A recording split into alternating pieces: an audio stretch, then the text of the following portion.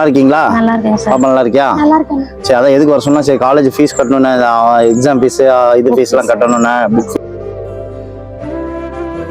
இன்னைக்கு கையோட அம்மா வேற முடியல, நாங்க அதான் கையோட வர வச்சு கொடுத்தலாம். ஏன்னா நாளைக்கு நீ காலேஜ் போய் கட்டணுங்கிற, அதனாலதான் இன்னைக்கே வர சொல்லி கொடுத்துருவோம் அப்படிங்கிறது தான் வர சொன்னேன்.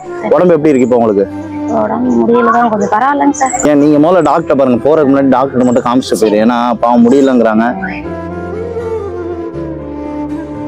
எவ்வளோ இடத்துல போராடி உன்னை படிக்க வைக்கிறாங்க. அந்த போராட்டத்துக்கு நல்ல முற்றுப்புள்ளி நீ தான் கொடுக்கணும். சரி, நீ நல்ல மார்க் வாங்குற, எனக்கு அதை பற்றில கவலையே கிடையாது.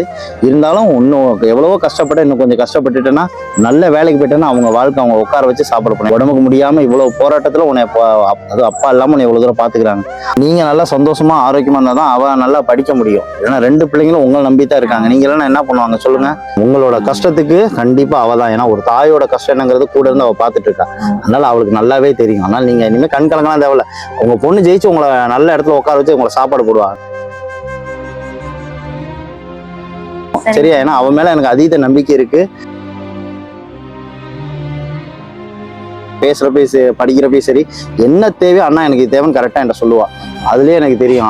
ஒரு சில பிள்ளைங்களை பார்த்து நானும் நிறைய பேர் படிக்க வைக்கிறேன், எனக்கு தெரியும். ஆனா இவ்வளவு பொறுத்தவரை கரெக்டா இருக்கா. அதனால நீங்க கவலைப்படாதீங்க. உங்களோட வாழ்க்கையை கண்டிப்பா இவளாலதான் மாறும். எழுதி வச்சுக்கோ, நானே சொல்றேன். சரியா? நான் பணத்தை பத்தி கவலைப்படாதீங்க, நான் இருக்கேன். நான் எப்படின்னா நான் பாத்துக்கிறேன். உங்க பொண்ணோட கஷ்டத்துக்கு நீங்க எவ்வளவோ பேர் உதவி கேட்கறீங்க, எனக்கு தெரியும். ஆனா நீங்க இனிமே யார்ட்டையும் கேட்க வேணா, நான் இருக்க. போன தடவை சொன்னதான், இவளுக்கு என்ன தேவையோ வருஷம் வருஷம் நான் அதை கட்டிடுவேன். நீங்க அதை பத்திலாம் கவலைப்பட வேணா. நான் உங்களை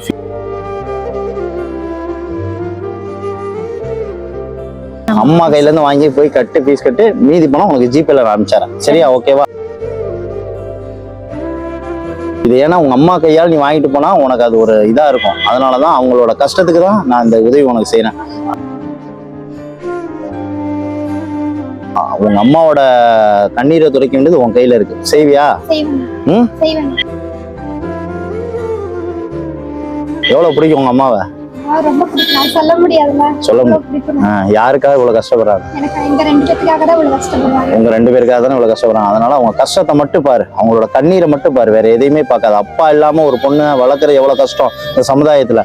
அவங்க அவ்வளோ மத்தியிலையும் நடக்க முடியாம கால் ஊனமா இருந்தா கூட தப்பா நினைச்சுக்காத. அப்படி சொல்ல, கால் அவங்க நடக்க முடியாதுன்னா கூட ஒன்னு இன்னைக்கு நடக்க வைக்கணும், ஒன்னே தலை நிமிர்ந்து நடக்க வைக்கணும்னு நினைச்சு ஆசைப்படுறாங்க. உங்களோட ஆசை நிறைவேற்று. சரியா?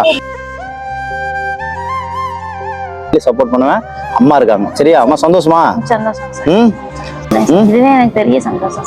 இதுவே பெரிய சந்தோஷம். இதே சந்தோஷத்தோட இருங்க. அவளுக்கு என்ன தேவையோ, அடுத்து என்ன, எப்ப காலேஜ்ல என்ன கேட்கறாங்களோ நீ எதுனாலும் எனக்கு மெசேஜ் பண்ணிட்டு ஃபோன் பண்ணிடு. சரியா? அண்ணன் இருக்கேன், நான் பாத்துக்கிறேன். சரியாம்மா? சந்தோஷமா போயிட்டு வாங்க. எதை நினைச்சு கவலைப்படாதீங்க. ஓகேவா? நான் இருக்கேன் எப்பயும்.